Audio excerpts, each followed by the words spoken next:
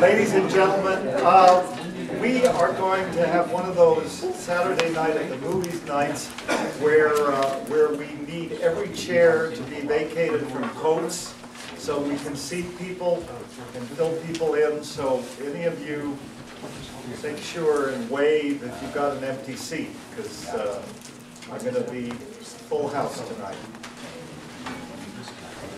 Big crowd, I don't want to keep you waiting, we're going to start on time. A personal note, I had to be in Detroit this morning doing some work. It's great to be home. We're very pleased to have as our speakers, team together, Bob Regan and Tim Fabian. They've been here before, 2 years ago I think it was. Whenever they come out with a book, we get them here, and obviously you're happy about that choice. And they're going to show slides, talk about the Bridges, talk about their book, and I don't need to say anything more. It's all yours. Thank you.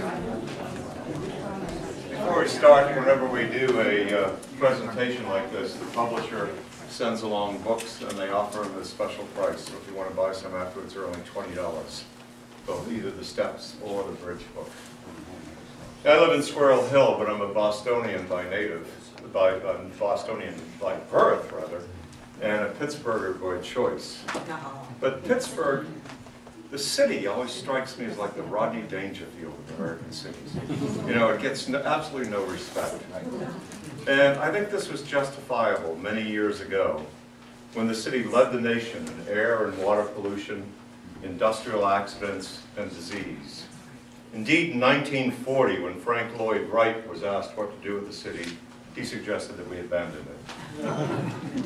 Fortunately, no one took his advice, and we all know what happened. And through the Renaissance, we're back, and Pittsburgh is now routinely rated as one of the most livable cities in the United States. And in 2003, I believe it was, U.S. News and World Report published a list of the 10 most scenic places in the United States. Number 2 was Pittsburgh, particularly the view from Mount Washington. If you're wondering, number 1 was Sedona, Arizona. And so I think one of the things Tim and I are doing with our books is trying to call attention to some of the unique facets of the city. And we refer to this series of books, both the Steps book and the Bridge book, as like a Pittsburgh Pride series. Now, Pittsburgh certainly is often called the city of bridges, and justifiably so, as almost every major road into or out of the city crosses a bridge. The city also has every conventional bridge there is, except a drawbridge. And in true Berg fashion, it has some special bridges, like a recycled bridge, a 2-in-1 bridge, a buried bridge, and a bridge inside a building. And we'll talk about those. Also, if you look at the bridges, they give the history of bridge building technology over their ages, from classic Roman stone arch bridges to the first bridge ever designed on a computer. And the city has given rise to some of the great bridge building designers and engineers. Roebling, Ferris, who was a bridge engineer, invented the Ferris wheel, and Gustav Lindenthal. But whenever you hear the title of the City of Bridges, it's often followed by a caveat, second only to Venice, Italy. So the first thing we set out to do was to discover exactly how many bridges there are in the city of Pittsburgh. And it was not an easy task. There's been lots of numbers thrown around. 1,900, 700, 200. And a lot of these numbers, when you look at them, they confuse Allegheny County, the greater Pittsburgh area, are only one portion of the Pittsburgh bridges. So we were able to get databases from the bridge owners, the city, the county, Port Authority, and PennDOT. Totally inconsistent, totally incompatible, and totally out of date. It took months to reconcile all these and come up with a number, and fortunately, all of the people we dealt with at these various agencies were very helpful. And we were able to get the exact number here. The city, the county, PennDOT, and the Port Authority owned. Then there were the railroads. We didn't even know who the railroads were. I think Tim will tell you later that changed a little bit as a result of the book. But we didn't even know, who to ask the railroads, what bridges they had. So that required a physical survey of the city, going out and looking at all the railroad bridges. All of the databases were reconciled, the railroad bridges were counted, and the number is 446. Many more than the city of Venice, many more than St. Petersburg, Russia, more than any other city in the world. Pittsburgh truly is the bridge capital. Now, an interesting story about this. We were very fortunate that Associated Press did a story on the bridge book and on the number of bridges in the city. And the story went international. And at one point, sometime in August, I think, I received a copy of the story as it appeared in the English language edition of the Shanghai China newspaper, telling that Pittsburgh was the bridge capital of the world. About 2 weeks later, I read in Pittsburgh Magazine some unique facts about Pittsburgh. One, they said, was the city had 120 bridges. I couldn't resist. So I wrote them a letter and pointed out that while the city's database said it had 120 bridges, that was city-owned bridges, and it was inaccurate. And the true number was 446. And further, I found it fascinating that 2 weeks before they published their article, an article appeared in the Shanghai China newspaper correctly stating there were 446 bridges in the city of Pittsburgh. To their credit, they published my letter to the editor. But if you look around the city, it's not just the number. It's also the variety. We have bridges that carry people, cars, railroads, buses, light rail. We've had bridges that carried water, and we've had bridges that carried hot metal. So it's the number, and it's the variety. Also, it's the beauty. Pittsburgh bridges are beautiful, and there's a reason for that. Ever since, I think it was 1907, the Fine Arts Commission has to approve the design of any bridge costing more than $25,000. And I think it shows. And as an example of this, I love to point out the Portal Bridge. This is the bridge that you walk under going from where the Hilton Hotel is out to Point State Park. Look at that bridge sometime, it's magnificent. Also think of what it carries. It carries an interstate highway. It's extremely difficult to impact the design of an interstate highway bridge, and especially the way they have done that. I mean, that's a real testament to the power of the city and their belief in the beauty of the bridges. And I think we'll show you some more examples of that. But the city's bridges are beautiful, they have a great variety, and we have the great number. Bridges also, affect the arts and education in the city. There's a magnificent mural by, is it Douglas Cooper, Tim? Yes. Yeah, Douglas Cooper, down at the new Student Union University Center at Carnegie Mellon University. It's about 200 feet around, and it depicts the skyline of Pittsburgh, and the bridges just absolutely dominate. There's also a building on the south side where Bill Cowher used to work. It's a Steelers training facility, and they have a glass wall on the outside and a magnificent mural showing the Heinz Field, showing sort of ethereally Three Rivers Stadium and some of the Steeler standouts in PNC Park, but equally dominant in that mural are the bridges of the city, because you just can't get away from them. They're also used a lot by city educators in courses. And you'll hear Tim's favorite story later, but mine is when I was doing some research on this, I was down in the Pennsylvania room in the Carnegie Library, trying to get access to a book. I think it was White's book on bridges. It was published around 1910. You can't check it out. You can only request it to look at it in the room. The same time I was there was someone beside me about this tall requesting the same book. What is this? This led to a discussion with this fourth grader and his father, and it ended up me visiting their class at Christ the Divine Teacher Academy in Aspinwall.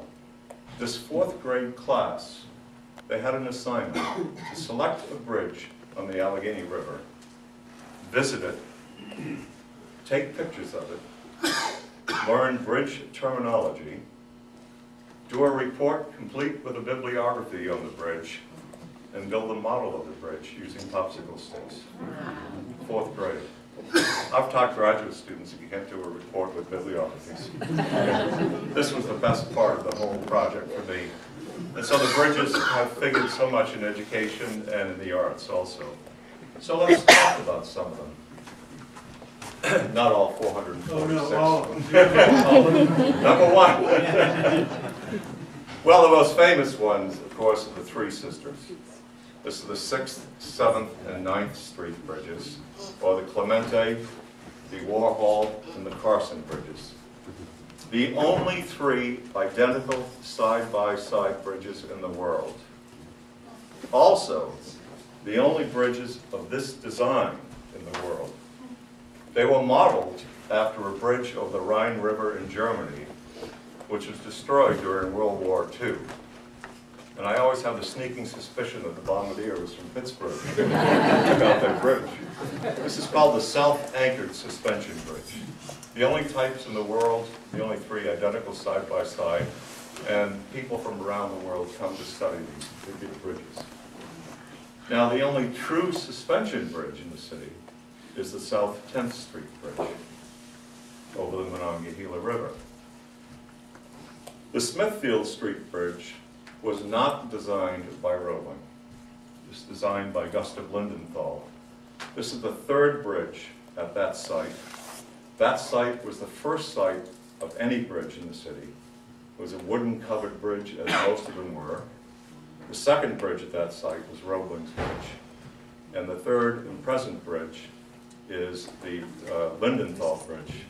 This is the oldest extant bridge in the city. It's also the oldest through truss bridge in the world. And a through truss driving bridge, you can easily remember it because I learned the name that a lot of older residents call it, the Kissing Fish Bridge. We'll see pictures of it later. It looks like kissing fishes. A little further down the river is the Fort Pitt Bridge. This is the first bridge ever designed on a computer. Down further at the point, there are no bridges, but there used to be. That famous pier by Heinz Field is the site of the 2nd bridge that went from the point to the north side. The first bridge there was called the Union Bridge. The 2nd bridge was Manchester Bridge, and that's the Manchester Bridge Pier. There's another pier on the southern side of the Monongahela River, not as apparent. It's lower, and there's usually barges tied up to it. This is one of the point bridges. There were 2 bridges from the point to the south side, known only as Point Bridge number 1 and Point Bridge number 2. All of the bridges, of course, are now gone. Now, my favorite bridge is the Wilkesboro Ave footbridge. And I don't think we have a picture of the slides, but there's one in the book. And I would urge anyone that can to go see this bridge. It is absolutely magnificent. It's in the Brighton Heights neighborhood. It's on Wilkesboro Ave. It's a 110-foot tall bridge of iron lattice work over this ravine, and it is simply majestic. And that's a little-known bridge in the city, and I think it ranks easily as my favorite. Yes, there is a picture of it. Yeah. Page 93, thank you. Now, I alluded earlier to some typical burg bridges. One is the Buried Bridge, and that's the Belfield Bridge. It is the safest, bridge requiring the least maintenance in the city. It lies right under the Mary Shenley Fountain in front of the Frick Fine Arts Building between the Carnegie Library and the Hillman Library of Posver Hall. Where the parking lot used to be, the new park was once a ravine. And there was a majestic stone arch bridge that you could travel from the Carnegie Library over to Forbes Field. When they filled in the ravine, they left the bridge there completely intact, and it lies undisturbed beneath the Mary Shenley Fountain. The 2-in-1 bridge. We all, I'm sure, have traveled across the Hot Metal Bridge. That's not the Hot Metal Bridge. That's the Mon Connecting Railroad Bridge. The Hot Metal Bridge is the one beside it. It's being converted into a pedestrian bicycle path. So I allude to that as the 2-in-1 bridge. The Recycled Bridge. This was the second bridge at 6th Street, where the Clemente Bridge now is. When they were going to replace that bridge, Allegheny County decided that it would be cheaper to break it into parts, float it down the river, and establish it at Neville Island. And that's what they did. And we have pictures of that in the book too, I think, in the floating sections of this bridge down the river. Now, a bridge in a building. The USX Tower, when they were building that, there was a railroad tunnel on the site. When they excavated, they removed the railroad tunnel, and they were putting in the parking lot. They installed the tunnel back in on a bridge support. And so if you take the light rail in downtown Pittsburgh, you actually travel through a tunnel on a bridge inside a building. The bridge that is a building is the Bridge of Sighs. From the old Allegheny Courthouse to old Allegheny Jail to the county courthouse. That is not carried on the county's bridge department rolls or anywhere. It's carried by the building department. Allegheny County considers that a building, not a bridge. So these are some typical Pittsburgh bridges. In closing, I'd just like to remark that as far as I can determine, I think all of our bridges are safe. I know there's been a lot of reports in the media about the fact that Western Pennsylvania bridges get a C or a D. Absolutely true. But if you read the reports, what are they doing? They're comparing these bridges to today's standards. Lane widths, turning radius, items like this. A good analogy, I always say, is physiologically comparing me to Ben Roethlisberger. We're both healthy, but we can't meet the same standards. Our bridges are healthy, they just can't meet today's standards. And if we read the federal and state reports, they all conclude by stating the bridges are safe. So they're safe, they're plentiful, they're beautiful, and there's great variety. And I think we should just enjoy them. Tim, you want to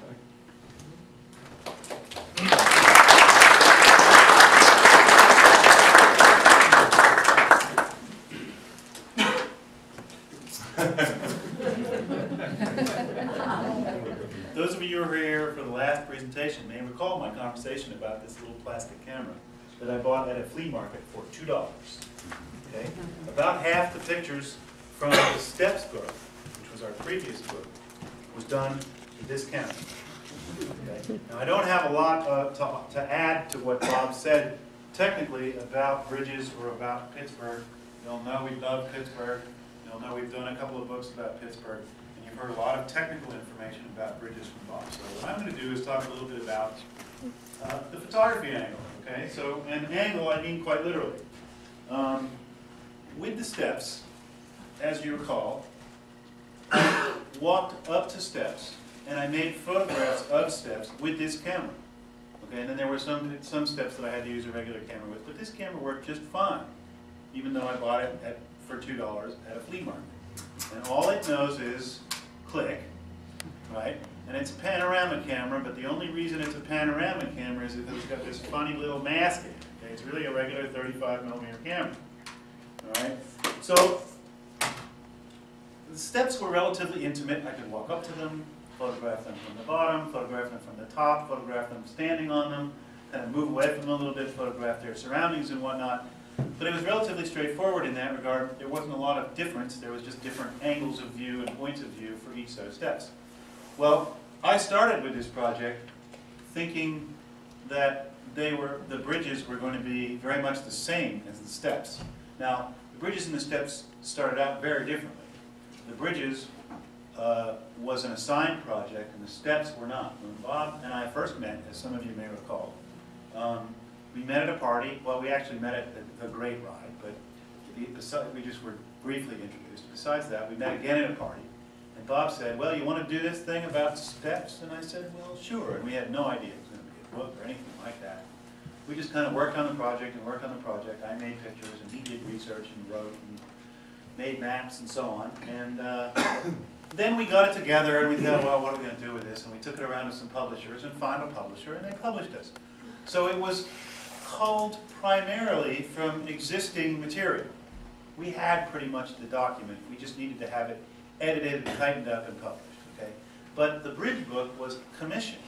The publisher, based on the success of the Steps book, said, hey guys, why don't you do another book? And why shouldn't it be on bridges? And we said, okay.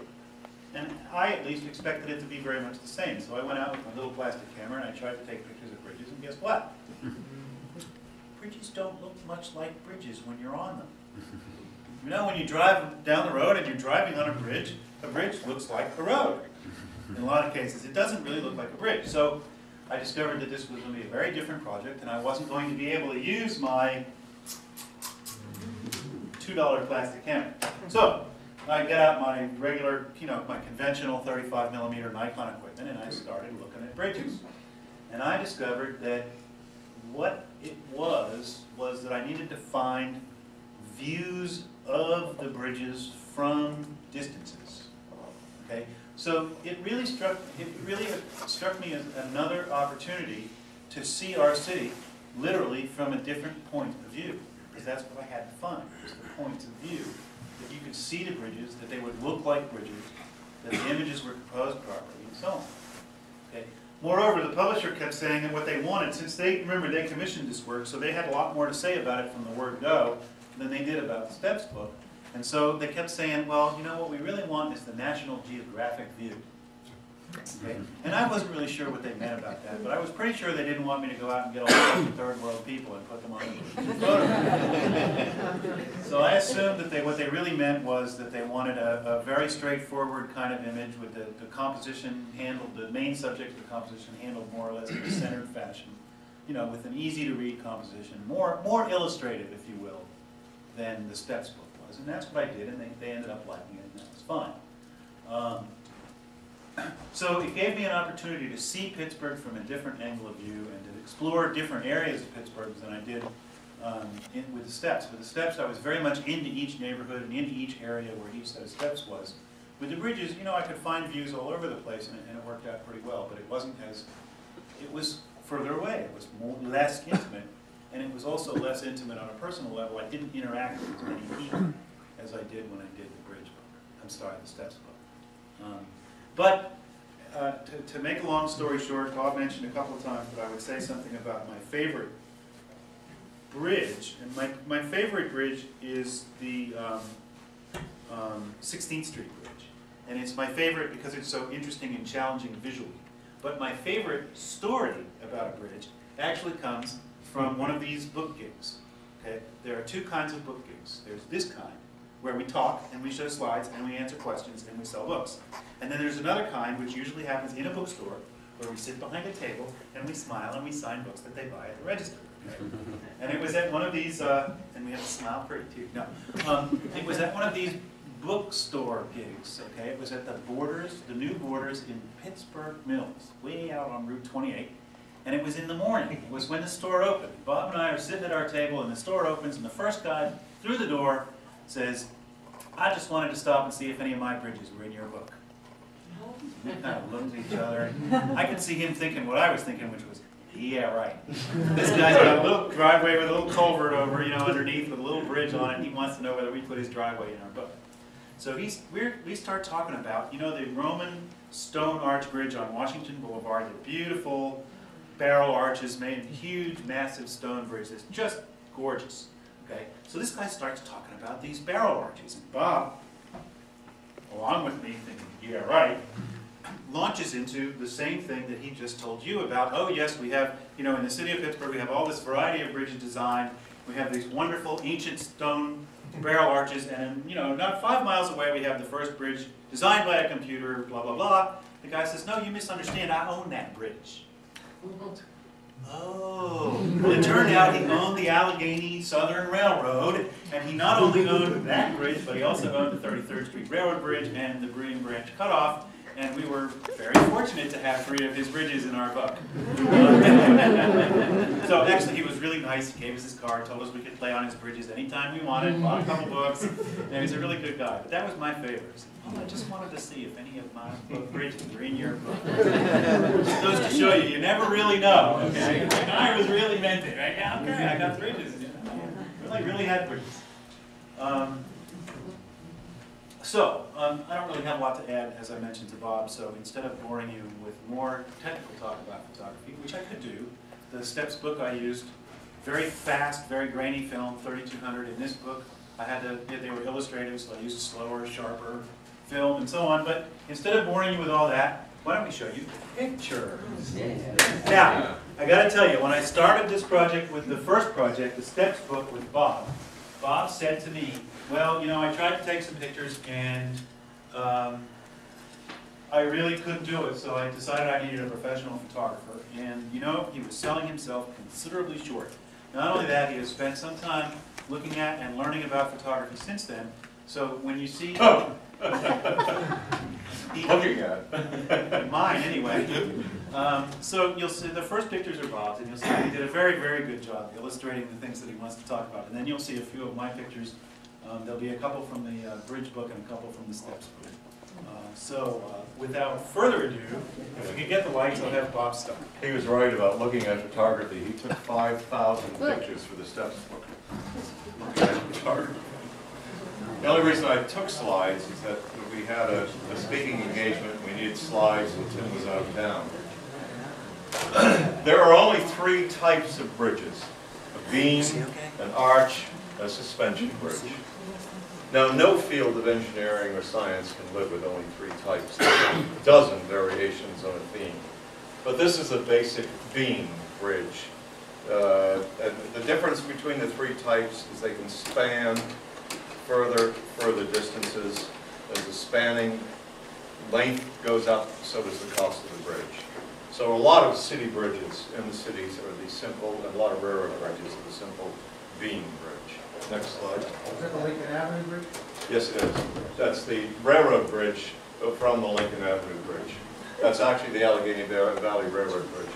So that's a bridge from a bridge. Yep, next slide. And well illustrates the notion that a bridge doesn't look like a bridge when you're on it. That's right. This is another simple beam bridge. This is Forbes Avenue. I think it's over Boundary Street, or yeah, in Oakland, right beside the new building at Carnegie Mellon University. And an arch bridge, the Swindell Bridge, carrying the Boulevard of the Allies over Panther Hollow. You can see that it spans a much further distance, and you couldn't get a beam bridge that goes this far. I think a beam bridge is limited to like 800 feet. Next slide, please. Another arch bridge, the Panther Hollow Bridge in Panther Hollow. And I think Tim has some photos later that show the fact that, well, the Swindell Bridge is a fairly basic arch bridge. This has tremendous stonework on each end, with walkways through it and under it. Just repeatedly we'll be talking about the beauty of the Pittsburgh bridges. Next slide. This is the Roman Stone Arch Railroad Bridge. It's on Washington Boulevard. It'll be coming down from Fifth Avenue or Frankstown Road down towards Aspinwall. You see this bridge. It's absolutely breathtaking. And a real lesson here in how much the city values bridges is that that bridge was built by the, I think it was the Pennsylvania Railroad.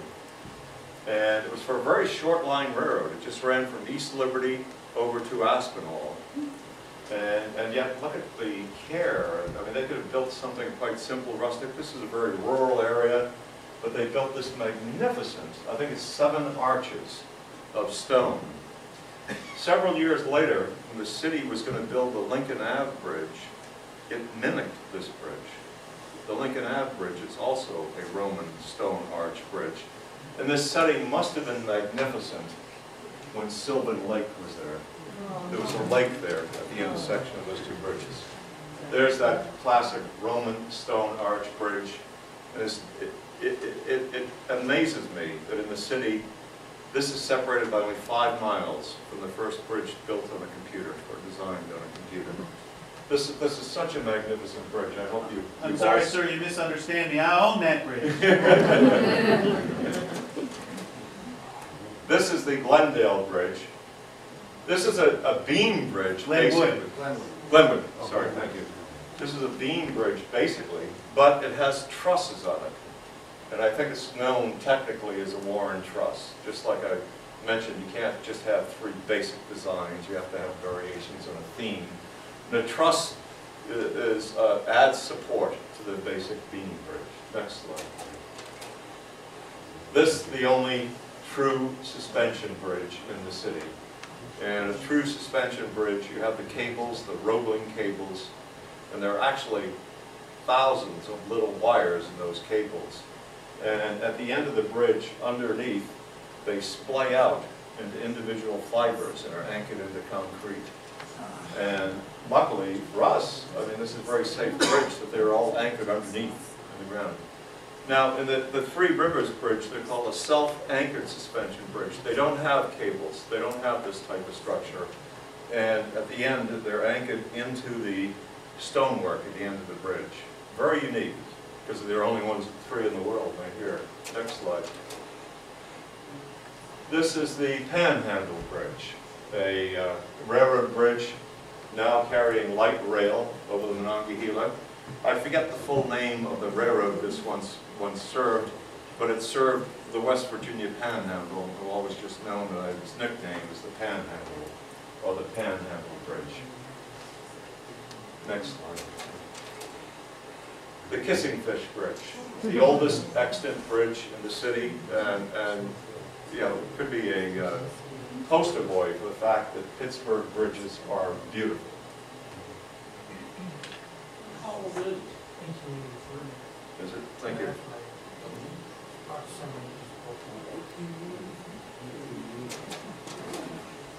This is the Fort Wayne Railroad Bridge. It's over the Allegheny River near the Convention Center. This is the only railroad bridge in the area that has ever suffered the ravages of salt. Salt is what damages most bridges. On the highways, we have to salt the bridges in the winter. You don't have to salt railroad bridges.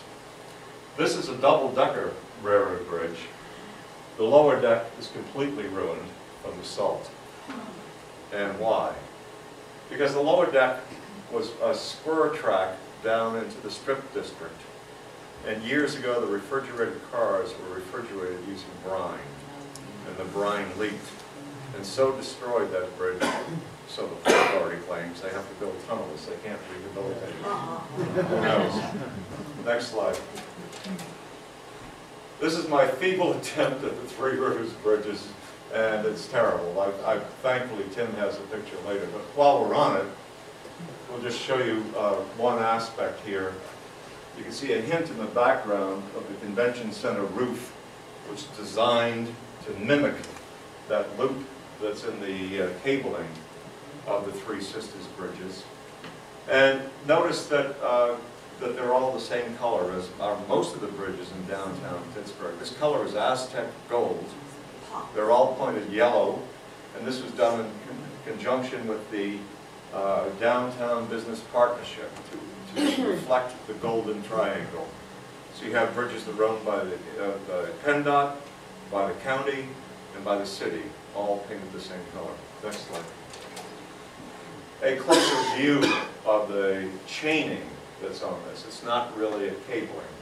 It really resembles more a bicycle chain than the classic cabling on a railroad bridge, as you can see there. And the last link here goes under the pier straight down. There's big metal plates built into the pier, and that's what holds the bridge together. It's self-anchored. They didn't have enough room to do the classic suspension bridge. How did you get the pictures about traffic? I have no idea. Sunday, Sunday, yeah, probably. during the football game. I don't remember. I know it's on my bike. I don't know. These are the two piers. The closest one is on the southern side of the Monongahela River, and that was from Point Bridge number 2. The one on the other side that we're all quite familiar with by Heinz Field was from the Manchester Bridge.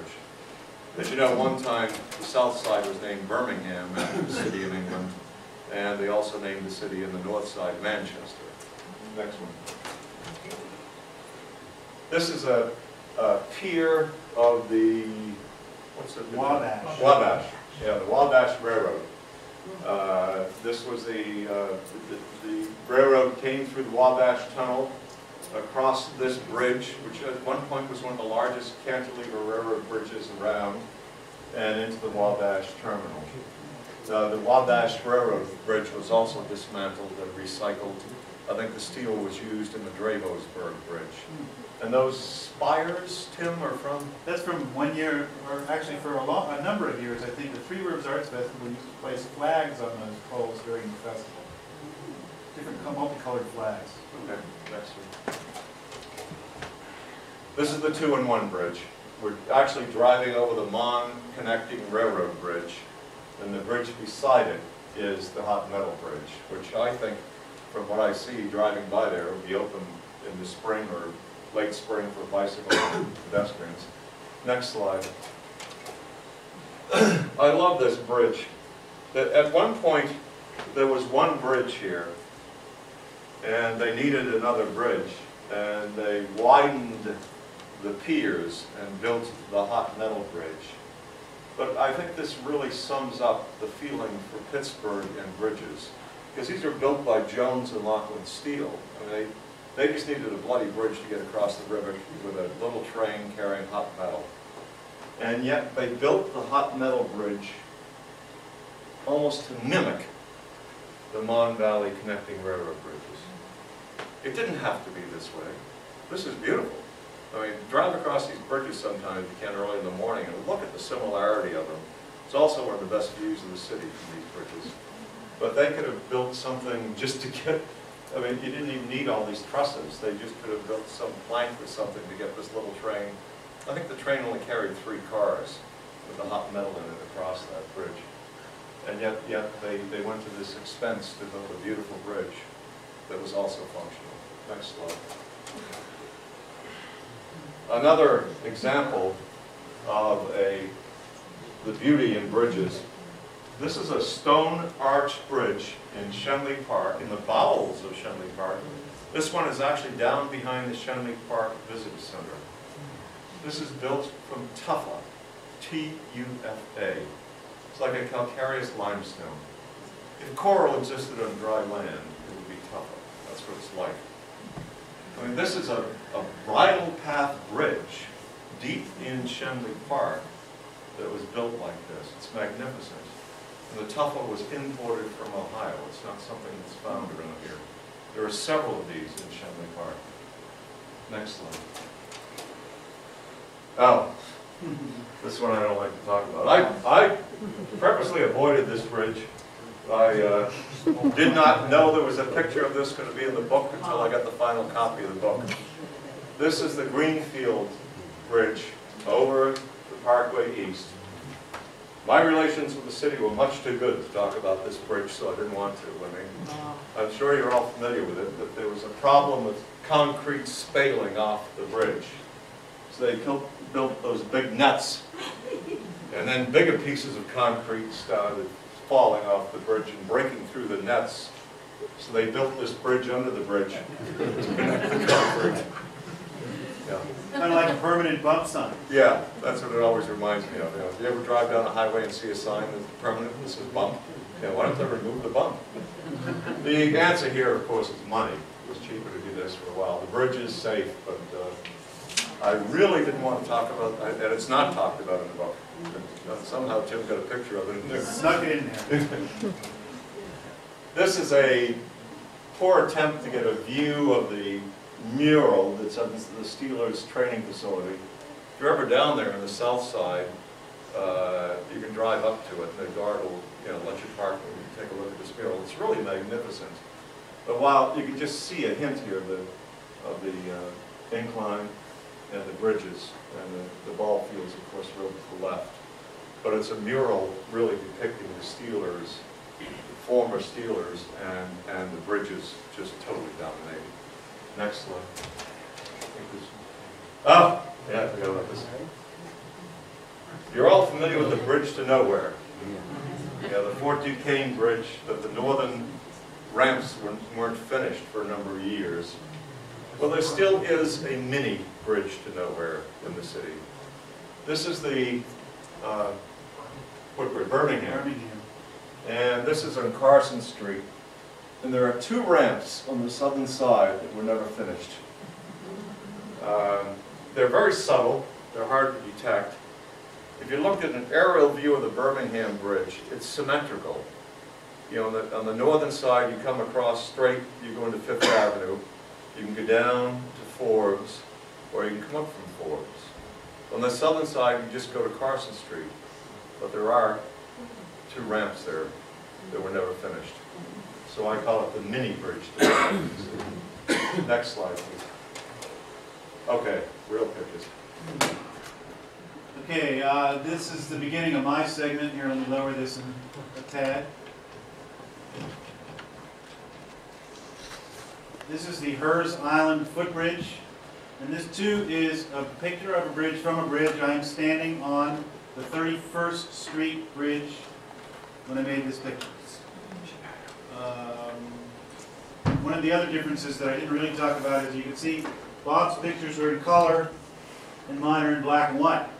So why black and white? Well, black and white is far less expensive to reproduce than color is. So I was restricted to black and white for that reason. But I really enjoy black and white, so that was a good thing for me. This is the South 10th Street suspension bridge, as you can see. This is also sort of taken from a bridge. This is taken from the McCardle roadway extension, which at that point is elevated, but doesn't really count as a bridge. But it was up in the air, so. Now, oddly enough, this is a 2-for-1 picture, too. Bob and I did one of these talks at the Silver Eye Center for Photography, which is over here on Carson Street, and they wanted a tour. So we took them for a walk down Carson Street, across the 10th Street Bridge, to the site of Ben's accident, for anybody who's interested, and then up the Duquesne Bluff steps to the top of Duquesne Bluff, look at the city, walk back down the Duquesne Bluff steps, back across the bridge and off to the gallery. That was really quite a walk, and a 2-for-1 special. By the way, those steps, the steps are also the site one time of an incline. There was an incline along that pathway.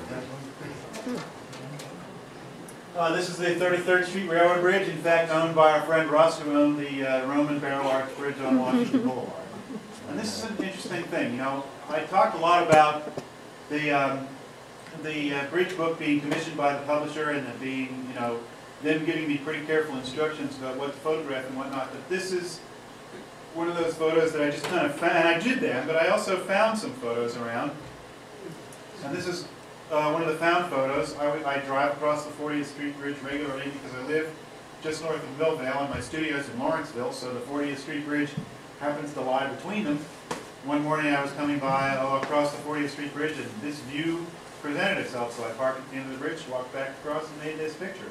The stillness of the water was really what got me. This is that very same barrel arch bridge that we talked about. There are two, as you know. There's the Lincoln Avenue Bridge and then the Railroad Bridge, and this is through underneath the one looking at the other. This is the Panther Hollow Bridge that Bob talked about with the panthers at either end. Okay, and this is another of my favorite stories about bridges, and also doesn't really have a lot to do with a bridge. When they told me they needed a photograph of this bridge, they said, you know, there's an artist in Pittsburgh named Bob Qualters who did a painting of this bridge that we used for the cover of a book by Sam Hazo. Sam Hazo is a former poet laureate of Pennsylvania, and you know, would you look up that book cover and then go find us that view? And I said, well, sure. And I looked up the book cover and I went wandering off to this bridge to find that view, and guess what? It doesn't exist.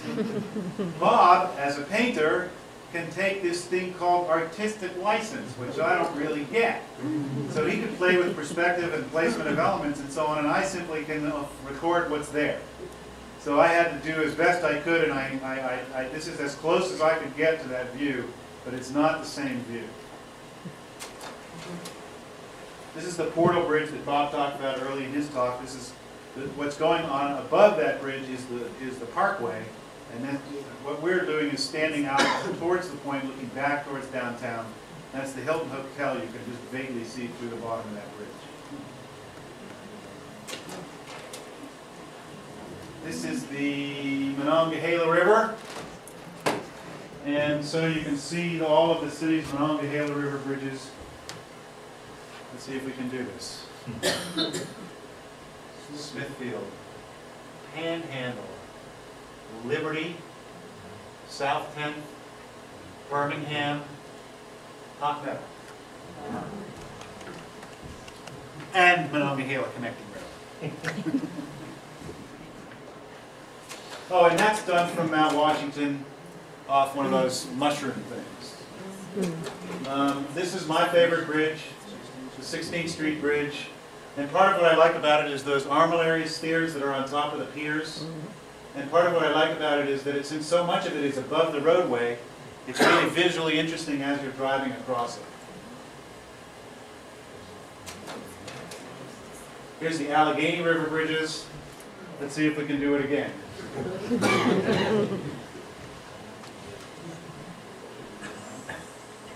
Fort Pitt. Duquesne. Sorry, Fort Duquesne. See, I blew it already. Fort Duquesne. Roberto Clemente. No, it used to be the 6th Street. It used like, you know, everything in Pittsburgh used to be an Isley's. This used to be the 6th Street Bridge.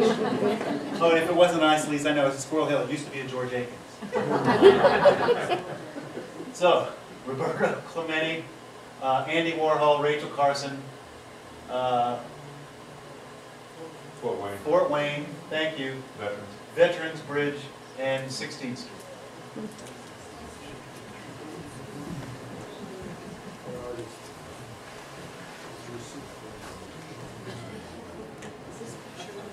Yes, these pictures are all in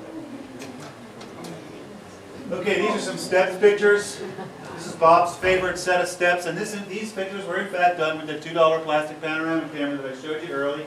This is called Rising Main Avenue, or Rising Main Street.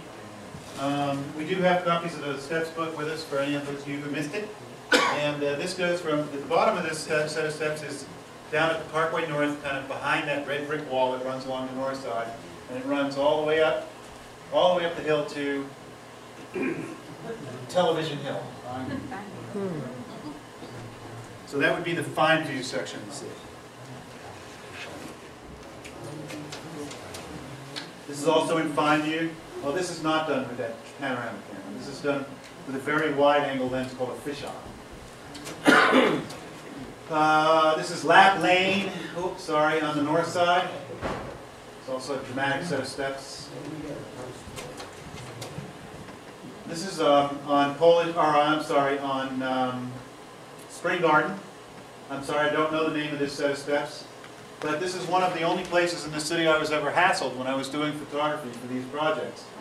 And it wasn't really much of a hassle. I was standing there taking a picture, and this kind of scruffy, drunken-looking guy comes up to me and says, "What are you doing here?" Often people did, you know. And I said, "Well, I'm taking a picture of this set of steps." And he said, "Nuh-uh, get the heck out of here." And I looked at him, and I thought for a second. I said, "No, you get the heck out of here." "Oh, okay." And he turned around and walked away. So much for being hassled. This runs down the front of Yeah, this runs down the front of Polish Hill, or I'm sorry, of Troy Hill. I'm sorry, I don't at the moment recall what street that is. But that is a legal city street. It appears on the map. You can just imagine, this is stealing one of Bob's jokes, so you can just imagine a tourist driving in his car, trying to make a right-hand turn up that street, sitting there with his blinker on, looking at the map, looking at the street, looking at the map. But it is a legal city street. This is on the south side. It might be 27th Street. It might be 30th Street. This too is on the south side. This is another one of the photos done with the panoramic camera. $2. Click. This is another one of Bob's favorite corners. This is the corner of Romeo and Fraser Streets. Romeo is the steps and Fraser is the one going in front of us there, the ramp, which begins and ends in steps. Bob took a picture of this intersection and sent it into a 911 Commission photo contest and won. The 911 Commission could not believe that there was any place that actually had to have emergency service that looked like this. But this is the intersection of two city streets, so naturally it has to have emergency service. If you think I'm kidding, look at here. You can't really see it very well, but here's a telephone pole, and here's the street sign.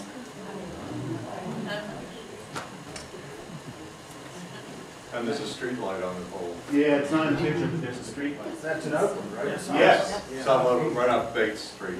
Unfortunately, this is in danger from the newest revision of the Monfayette Expressway. We've been writing to them, trying to get them to incorporate them into the design of the interchange rather than destroying them. But yeah, if the interchange between the Monfayette Expressway and the Parkway East goes through as currently planned, this will be destroyed. Sorry, the Mon Valley. Not necessarily. This is also the corner of two city streets in the city of Pittsburgh. I don't know which two, but they are behind St. Boniface Church on the north side.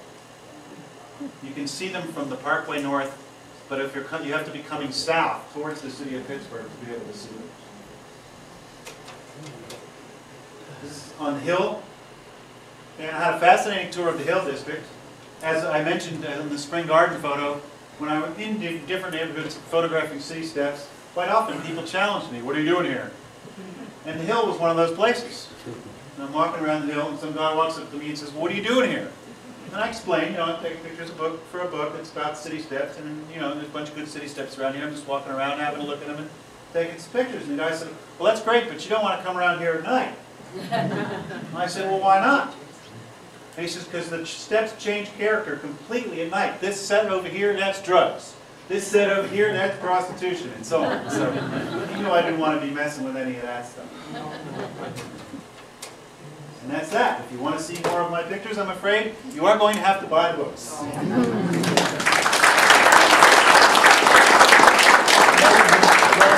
We are going to take questions, but I know I'll lose some of you during the course. Next month's meeting is on Wednesday the 14th, not on Tuesday here. Those of you who are used to the Tuesday night, Wednesday night. Anyone who's new, and there are a lot of new people tonight that want to be on our mailing list, please sign on your way out. Okay? And we also have membership forms. Bob, you want to help take some questions? If you have any questions, we'll try. Sure. Yes, sir. Seattle has a floating bridge. Where's our floating bridge? That's a good question.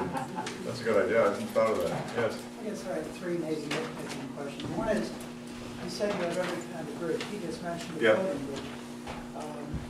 I don't think it's a movable bridge in Pittsburgh, is there? No. Okay, so that's Two. Yeah. We always learn stuff like this at Think these. again. Okay. You mentioned robbing in the wire, a wire rope. Yes. Now, there seems to be a general belief in this area, and I've seen it in another book, that he invented wire rope, which is totally wrong. There were wire rope bridges in the United States before Loveland. Wire rope was invented in the 1770s for mining purposes and was used in Europe for mining things. And he was not the first bridge builder to use wire rope. third thing has to do with photography. It seems to me almost every good bridge book that I've seen is in black and white. And I don't think it's for the reason to save money. I think this structure comes out much better in black and white than it does in color.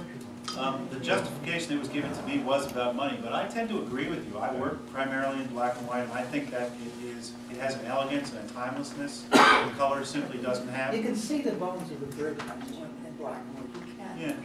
Yeah, you see, it's got better contrast, and I think the subject. Everything I've read about Roebling is, and I went into it in some detail, is I think I'd have to disagree with you. That I think he was the first. I'll give you a reference. He could, but he actually designed the road not for bridges, but for the Portage Railroad. The first iron roads were built by a mining engineer in Germany. Yes, he adapted that. I knew that. In 1770, Right. Those were wrought iron. Right. Now, it may be the road we made the first steel road.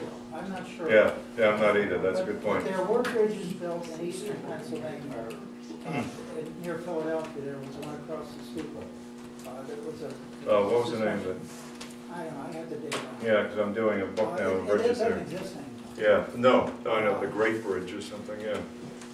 But And he then actually. The French were building, took the American model and actually built bridges across the Loire in 1820, well before railroad had wire suspensions.